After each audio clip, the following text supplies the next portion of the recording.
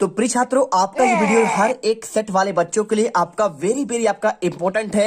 ये वीडियो आपको हर एक बच्चे को देखना है। देखिए, मेरे पास यहाँ पे सेट बी का पेपर है, साथ में आपका सेट सी का भी पेपर है। ठीक है, गणित का पेपर साथ में आपका यहाँ पे मिल जाएगा सेट आपका डी का, और आपका ये ए का है, और ए के साथ आपको यहाँ पे मिलेगा। देखिए यहाँ पे आपका ए का ये है, आप देख सकते हैं, ये आपका ए का है पूरा आपका पेपर, और इसके बाद आपको यहाँ पे मिल जाएगा आपको डी का। ठीक है, तो हर एक सेट का आपका यहाँ पे पेपर आपको मेरे पास में मिल जाएगा। ये देखिए आपका यहाँ पे सेट आपका डी का आपका ये मिल जाएगा। तो एक एक क्वेश्चन हर एक सेट का कराऊंगा। यहाँ पे देखिए, सबसे पहले आपको मैं सेट वी करा रहा हूँ। सेट वी आपको हर एक बच्चे को देखना है, क्योंकि क्वेश्चन आपके एक्सचेंज होंगे। 2 सेट करा देंगे, ए टू जेड क्वेश्चन आपके फंसा देंगे गारंटी के साथ। आप हर यूट्यूबर पर भरोसा मत करो। यहाँ पे जो क्वेश्चन कराए जा रहे हैं ध्यान से समझ लीजिए। हर एक क्वेश्चन के आपको यहाँ पे लिखित आंसर मिलेंगे, टेंशन मत लीजिए। सभी के आंसर मेरे पास यहाँ पे है, लिखित है पूरा। हर एक क्वेश्चन का 7 का है, 8 का, ऐसे करके हर एक प्रश्न के आपको उत्तर मैं आपको देने वाला हूं आज की इस वीडियो में। तो लास्ट तक बने रहें, और आज के इस वीडियो में बिल्कुल हम यहाँ पे 75 में से 75 नंबर दिलाएंगे, इसके हम गारंटी लेते हैं। देखिए, अगर मैं पेपर की बात करूं तो पेपर आपका यहाँ पे हिंदी और इंग्लिश दोनों मीडियम पर है। आपके यहाँ पे क्वेश्चन हिंदी मिलेंगे, इसके बाद आपका इधर इंग्लिश मिलेगा। ठीक है, प्रॉपर आपको कोडिंग मिलेगा। 300 आपका यहाँ पे देखिए 100 आपका विषय कोड है। एक एक क्वेश्चन कराएंगे, पूरा क्वेश्चन नंबर आपका चौथा मिलेगा। ठीक है, और इसके बाद आपका यहाँ पे 5वां, और आपका यहाँ पे मिलेगा 6ठा, 7वां, 8वां। सभी के आंसर आज के इस वीडियो में आपको यहाँ पे देने वाला हूं, बने रहिए। चलिए फटाफट इनके आंसर देखते हैं, आपके पूरे आंसर बताऊंगा। देखिए, सबसे पहले आपको क्वेश्चन आता है यहाँ पे x - 2y बराबर 0 और 3x + 4y - 20। आपका ये दिया गया है क्वेश्चन। तो आपका इसे पूछा गया है, आपका रेखाएं कैसे प्रतिच्छेद करते हैं, संपाती हैं, समांतर है। तो आपको राइट आंसर प्रतिच्छेद करती है। सेकेंड, द्विघात समीकरण x² - 4x + 4 में आपका 0 का आपका विविधकर का मान क्या होगा। अगर मैं इसके आंसर की बात करूं तो आपको यहाँ पे आंसर देखिए लगा देना है आपको यहाँ पे स नंबर 0, और आपका यहाँ पे समांतर श्रेणी दिया गया है। 10वां पद पूछा है, 10वां पद आपका यहाँ पे होगा -17 होगा। आपको आंसर यहाँ पे ये करना है। इसके बाद क्वेश्चन बिंदु 0 और 5 और -5 और 0 के बीच की दूरी पूछा है। आंसर आपका पे 5√2 आएगा। ठीक है, मैंने आपको यहाँ पे पिछली वीडियो पर समझा दिया था। और यदि धूप पर खड़े एक व्यक्ति की छाया उसकी ऊंचाई की √3 गुना हो तो उसका समय सूर्य का उन्नयन कोण क्या होगा। राइट आंसर आपका पे 30 डिग्री होगा। और इसके बाद किसी वृत्त के किसी बिंदु पर खींची गई स्पर्श रेखाएं कितनी होती हैं, तो आप जानते हैं यहाँ पे आपका 1 होगा आंसर। ठीक है, और अगर आप इसमें चाहते हैं आंसर लिखित आंसर, तो आप आंसर ये देख लो और स्क्रीनशॉट कर लो। आपका एक एक क्वेश्चन का आंसर आपको मैं यहाँ पे दिखा दे रहा हूँ। ठीक है, देखिए आपका ये हो जाएगा क्वेश्चन नंबर आपका 1 के आंसर पहला, प्रतिच्छेद करती है 0, 5√2, 30 और 1। ठीक है, और इसके बाद क्वेश्चन देखिए, दूसरा क्वेश्चन देखिए, इंग्लिश मीडियम वाले छात्रों के लिए आपके ये सारे क्वेश्चन है, आप इन्हें देख लो। क्वेश्चन आपका सेम होगा और आंसर भी आपका सेम है। और इसके बाद आपका यहाँ पे आता है क्वेश्चन नंबर 2, रिक्त स्थानों की पूर्ति कीजिए। देखिए यहाँ पे लिखा है द्विघात समीकरण x² + bx + c में कोई आपका मूल वास्तविक नहीं होंगे। तो आपका यहाँ पे देखिए क्या होना चाहिए इस स्थिति में, b² आपका छोटा होगा किससे, 4ac होगा। और वह अनुक्रम जिसका प्रत्येक अपने पूर्ववर्ती पद में एक निश्चित अंतर होता है क्या कहलाता है, समांतर श्रेणी कहलाता है। तो आंसर आपको यहाँ पे ये करना है। और भुजाओं की समान संख्याओं वाले 2 बहुभुज समरूप होते हैं यदि ए देखिए उनके संगत कोण कैसे होने चाहिए, बराबर होने चाहिए, और उनकी संगत भुजाएं समानुपाती होनी चाहिए।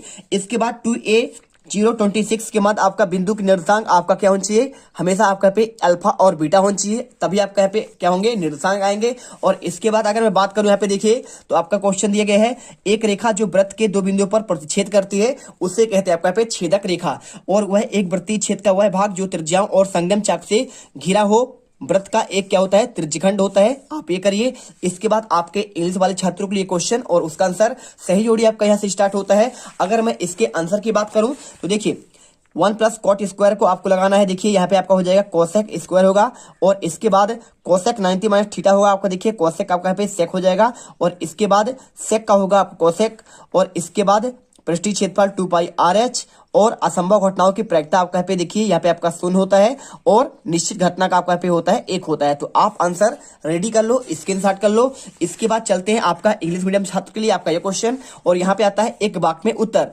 देखिए यदि a बराबर bb क्यों, तो ए बी में आपका क्या संबंध होगा। अगर ये क्वेश्चन की आंसर की बात करूं तो आपको देखिए सभी का आंसर लिखे हुए हैं। देखिए क्वेश्चन 2 का आंसर आपको यहाँ पे लिखित आपको ये मिल जाएगा। क्वेश्चन देखिए पहले का आंसर, दूसरे का आंसर, तीसरा, चौथा, पांचवा और छठा।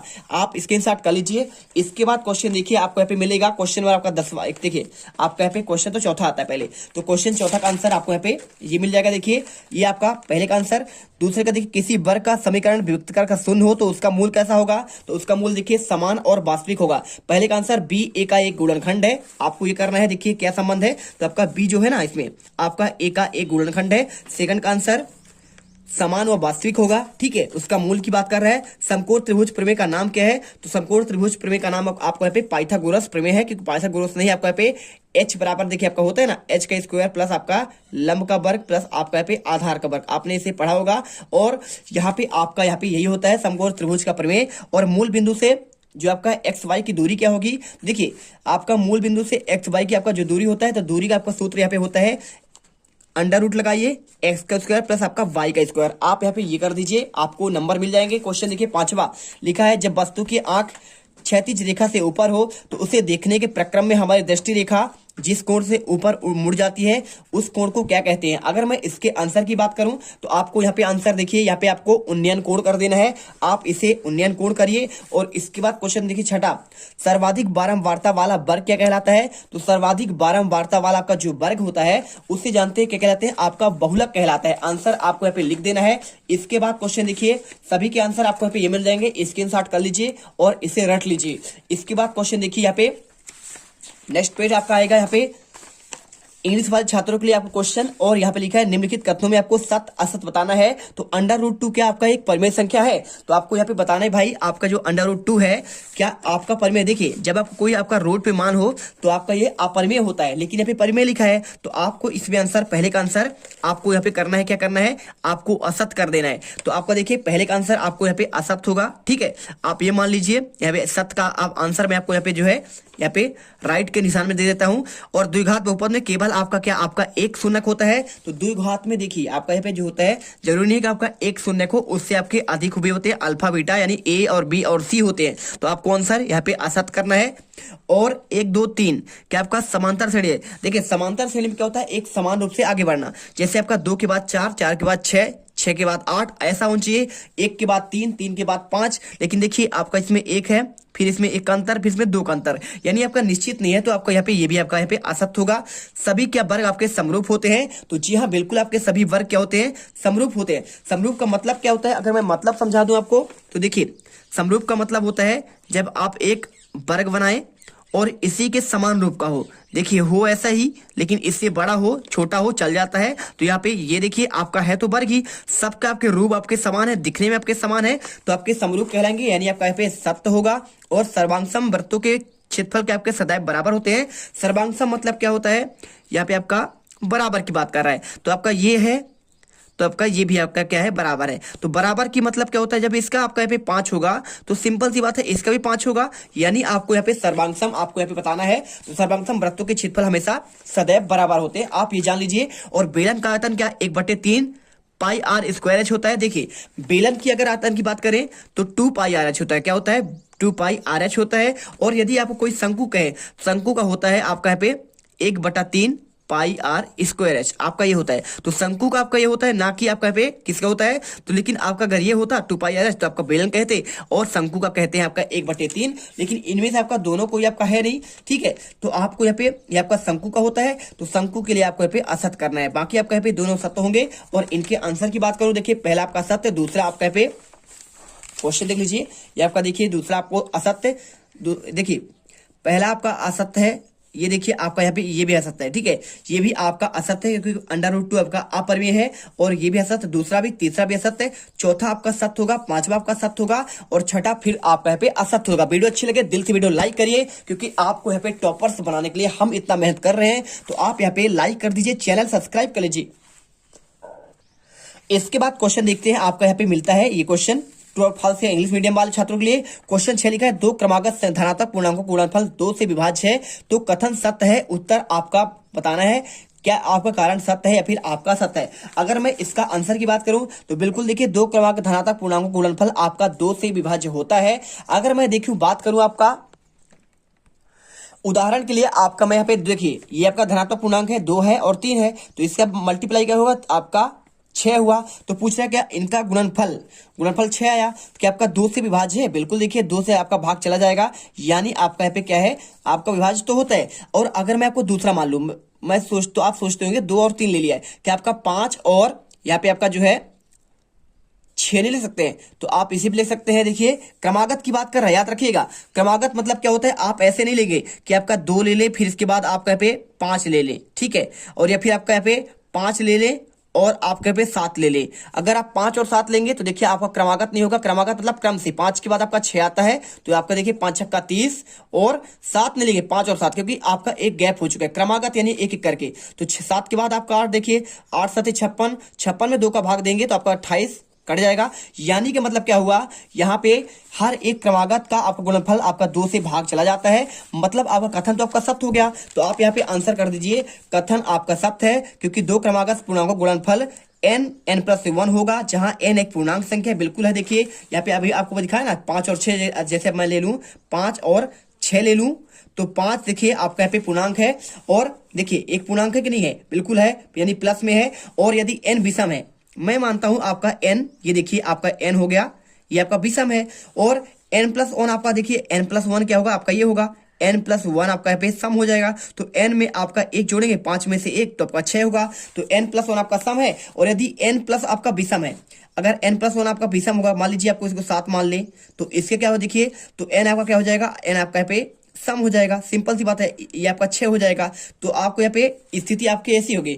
इस प्रकार n+1 एक सम पूर्णांक होगा जो आपका 2 से विभाज्य है। बहुत ही अच्छे तरीके से आपको समझा दिया हूं, जिससे आपको समझ में है कैसे आपको यहाँ पे समझना है। ऐसा वीडियो आपको यहाँ पे कोई आपको समझाकर नहीं देगा, इसकी मैं गारंटी लेता हूं। इसलिए आपको यहाँ पे जीत कर से इंडिया को दिल से आपको पढ़ना है और समझना है, और वीडियो को लाइक करना है, सपोर्ट करना है। क्योंकि यूट्यूब पर आपको जितने फेक वीडियो दिए जाते हैं, आपको बस आपको आंसर दिया जाता है और पेपर दिखाया जाता है, आप उसे भरोसा कर लेते हैं, लाखों पे व्यूज जाते हैं, हमारे वीडियो व्यूज नहीं जाते हैं। तो कृपया करके आप यहाँ पे गुमराह मत होइए, जहां से पढ़कर जाइए, प्रॉपर आपको समझाएंगे। आपको यूट्यूब पर ऐसा वीडियो नहीं मिल पाएगा। देखिए क्वेश्चन इसके बाद आपका इसके अथवा आता है, क्या कोई दो संख्याओं का HCF 18 और LCM 380 हो सकता है? उसका उत्तर का कारण बताइए। अगर मैं इसके आंसर की बात करूं तो देखिए आपको लिखना पड़ेगा कि जब HCF आपका 18 है तो क्या आपका LCM 380 हो सकता है? तो इसका कारण कैसे होगा, देखिए मैं आपको बताता हूं।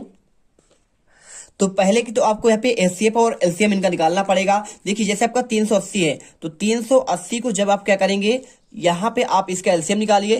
तो LCM निकालेंगे तो आप देख लीजिए, पहले आपको HCF निकालना है। तो HCF देख क्या होता है, कॉमन, यानी आपका कट जाए। तो यहाँ पे देखिए आपको सिंपल तरीके से काटना पड़ेगा, और काटेंगे तो आपको यहाँ पे समझ में आएगा। जो आपका यहाँ पे HCF होता है वो आपका इससे कटना चाहिए। तो काटिए, क्या आपको कट रहा है, 18 दूनी 36 होगा, 36 देखिए ये कट गया, 2 बचेगा, और 20 आपका तो कटेगा नहीं, क्या होगा, 20 नहीं कट रहा है। यानी 380 में अगर भाग चला जाता है किसका, HCF का 18 का, तभी आपका HCF हो सकता है।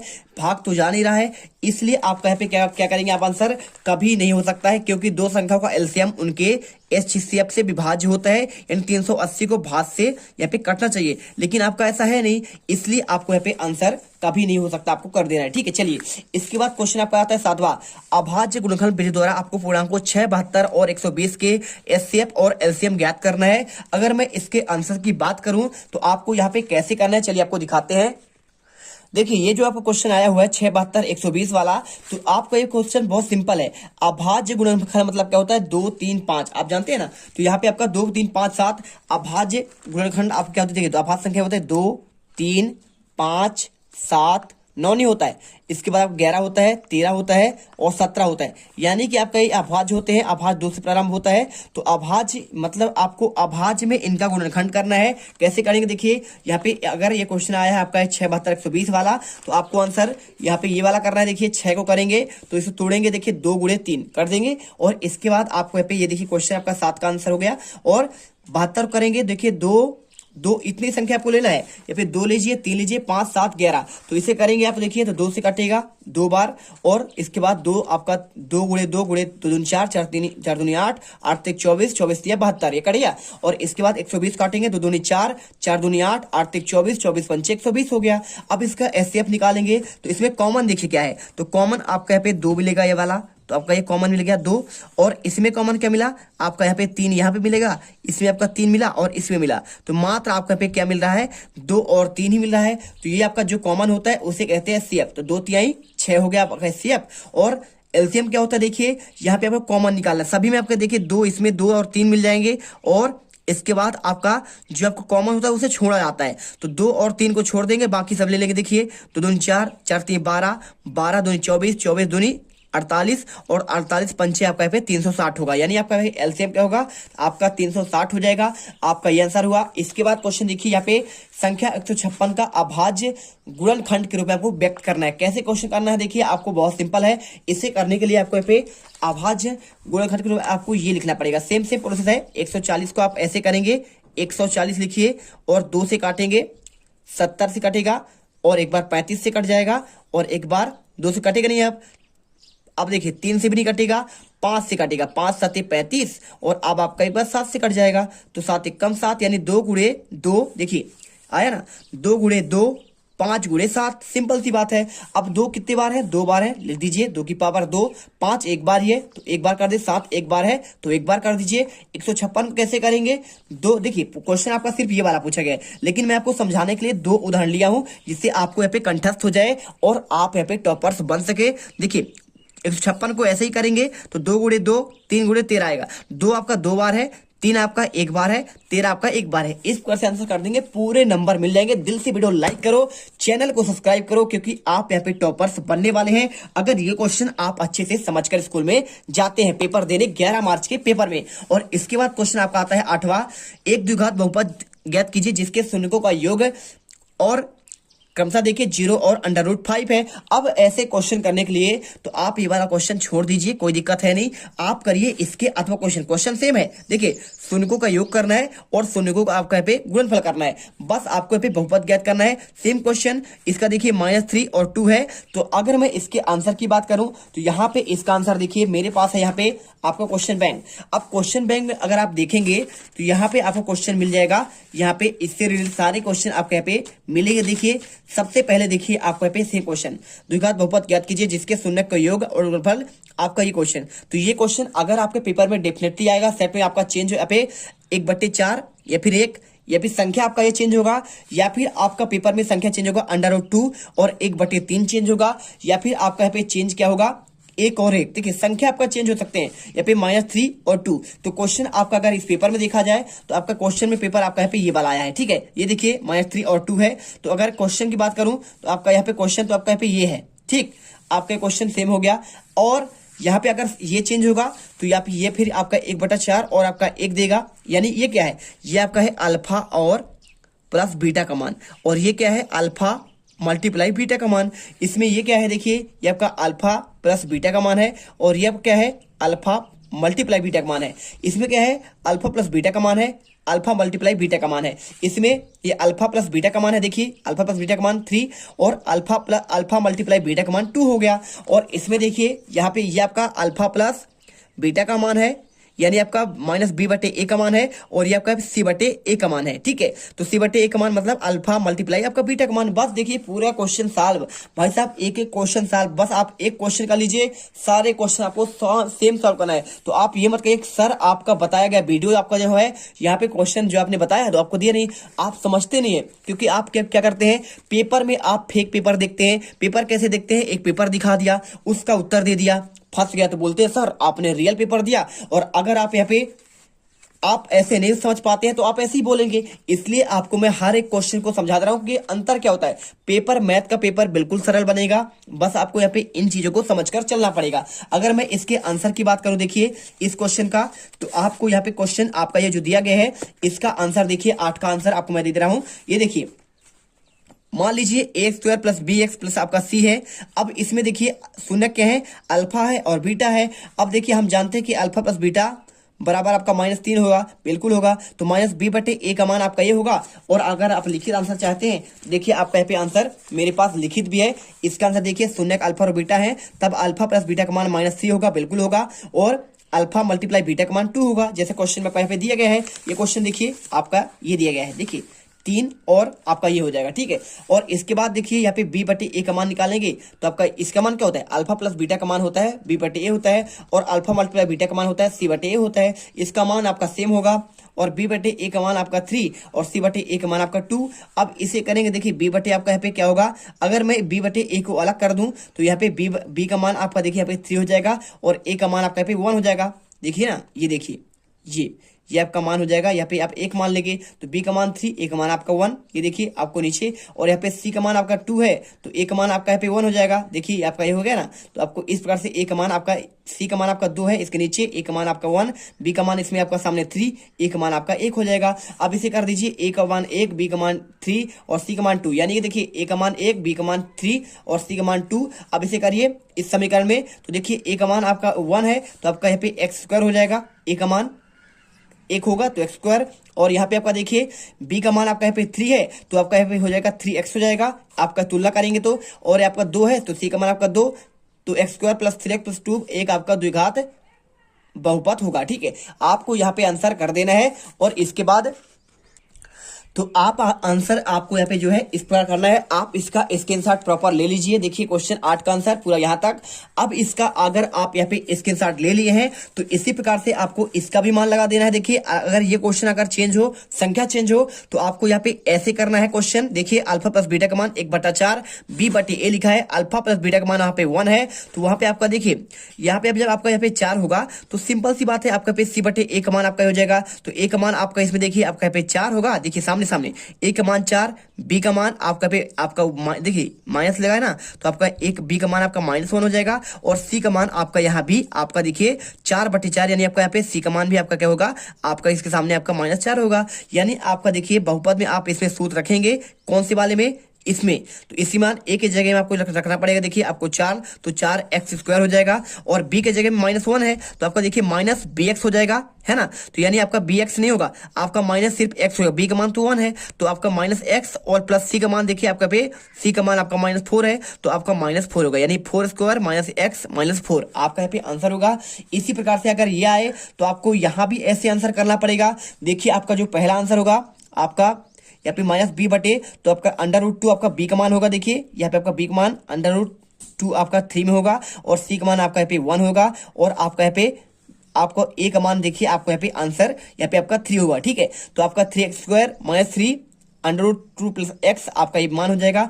इसी प्रकार अगर आप इसे करेंगे तो आपका यहाँ पे वो भी आपका सेम, b का मान आपका -1 देखिए -1 आपका प्लस होगा, यानी a का मान आपका यहाँ पे क्या हो जाएगा, देखिए a का मान 4 है और b का मान आपका यहाँ पे 1 होगा, और c का मान देखिए आपको यहाँ पे 1 हो जाएगा। तो इसमें देखिए क्या होगा, अब a का मान अगर 4 है तो आपका 4x² हो जाएगा, b का मान आपका यहाँ पे 1 है तो आपका यहाँ पे प्लस x होगा, और c का मान 1 है तो आपका प्लस 1 कर देना है। बस आपको इतना सिंपल आपका लॉजिक है, आप इसे कर लीजिएगा। हर एक क्वेश्चन आपका समान है, यहाँ पे आपने इस प्रकार से किया तो आपके एक भी क्वेश्चन आपके यहाँ पे कोई भी क्वेश्चन आपको वैसा नहीं है जो आपको से ना बने। चलिए इसके बाद क्वेश्चन देखिए आपका 9 से आंसर आपको अगले पार्ट में देंगे। यहाँ पे आपको लगातार पार्ट देखना है, एक एक क्वेश्चन रट लेना है, सेट आपका कोई भी हो मैटर नहीं करता है, बस आपको जीत कर इंडिया से आपको जुड़े रहना है जिससे आप यहाँ पे टॉपर्स बन सको। जय हिंद, जय भारत।